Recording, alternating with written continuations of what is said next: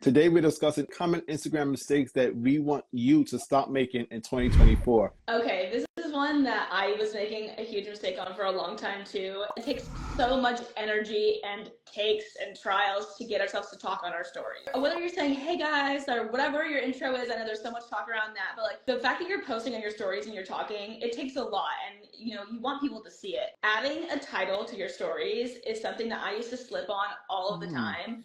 Whether you're like, say, talking about what you had for lunch, what I had for lunch today. Like adding that, people's attention spans are so short that if in those 2 seconds they at least know what you're talking about, whether you have a dragged on introduction like, hey guys, how we doing? This is what I had for lunch.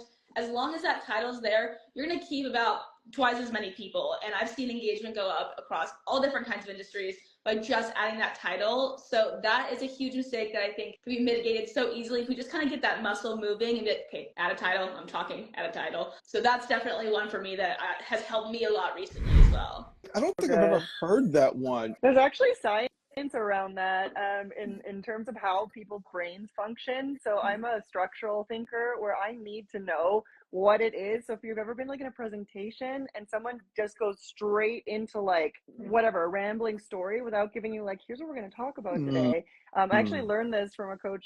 His name is Gregor Jeffrey, and he talks all about how the brain works. It's fascinating, but some people need to have that context. So I'm totally on board with that. I say add context to your slides, but like a title is so simple and so easy to remember, because then people who do think that way will actually stick around because they know what's coming. I like the way that you put that, and that's very well done. And so I work with a lot of established coaches already who may not necessarily already have an audience on Instagram, but they're making 6 figures, 7 figures. They're pretty established already. And one mistake, and I see other people who are also not there, so also beginners, I call it the 60-40 rule, where 60% of your content that you're posting to Instagram should be created natively for Instagram. Natively meaning created in the platform or in stories and then created for a reel, for example. And the reason is that as we start diffusing ourselves now, and, Keston, you're on YouTube, we've got podcasts, we've got private groups, private podcasts, a lot of us tend to start to repurpose our content, which you should be doing. Repurposing content is good. It's part of a sustainable strategy.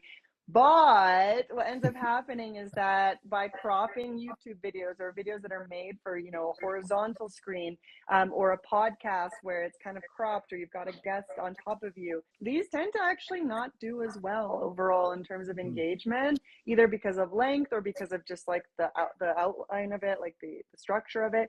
And so my advice is to make sure that you're following the 60-40 rule, where 60% of your content is created natively for Instagram, and you're not just solely relying on repurposed content for other channels. So I love content titles.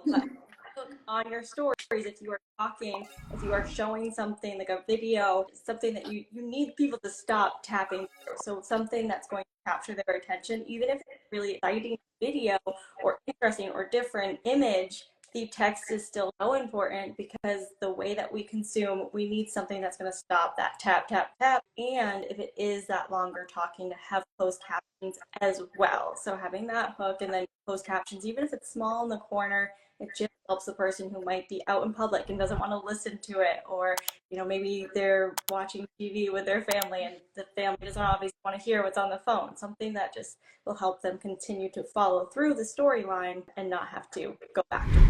Great one, great one. My last one is, and I'm seeing this around a lot, I'm seeing a lot of content creators and Instagram guys talk about it, and I fully agree with them. We got to stop attempting to send people to the link in bio. Now, it's good to have a link in the bio. I'm not saying get rid of it. Keep it there. You never know who wanders on your profile, and they might be a little bit nosy and want to check the link and see what's there.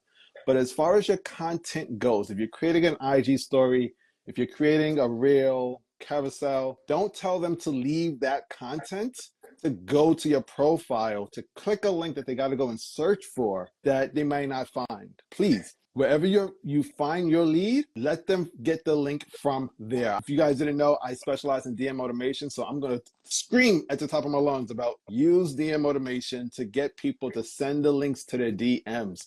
There's so many other benefits about doing it that way. I could talk about it for an hour, but I won't get into all of that. I'm just saying, meet the customer, meet your lead where they are. If they're in an IG story, don't let them leave the IG story to go find the link.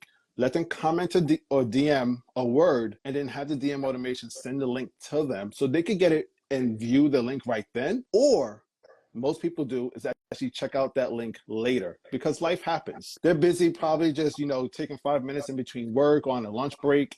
They may not necessarily be able to actually click that link when they see it across your IG story. But if you tell them you're going to send it to them, they could always view it later. So that's definitely a benefit of sending the link to them via the DM automation. So please, stop telling them to go visit the link in bio, have it set up, but tell them to comment a keyword or, share it in a post of a reel or a carousel, and then let the DM automation do its job and actually send a link in a DM. It's going to help you out also with ranking with the algorithm. That's a definite key bonus. So that is my last one. 8 common Instagram mistakes for you guys to stop making in 2024. But I'm curious to know from everybody in the audience, give us either a thumbs up or a thumbs down if you've ever received notifications that felt a little bit spammy like that. Just thumbs up if yes, you have been like, oh, I think this is a spammy. I always know that they're coming in because I'll have just closed the app and then it'll have all these notifications. I'm like, there's definitely somebody. Yep. Yeah, you get that vibe, you get that sense. Definitely worked 10 years ago. Yeah, absolutely.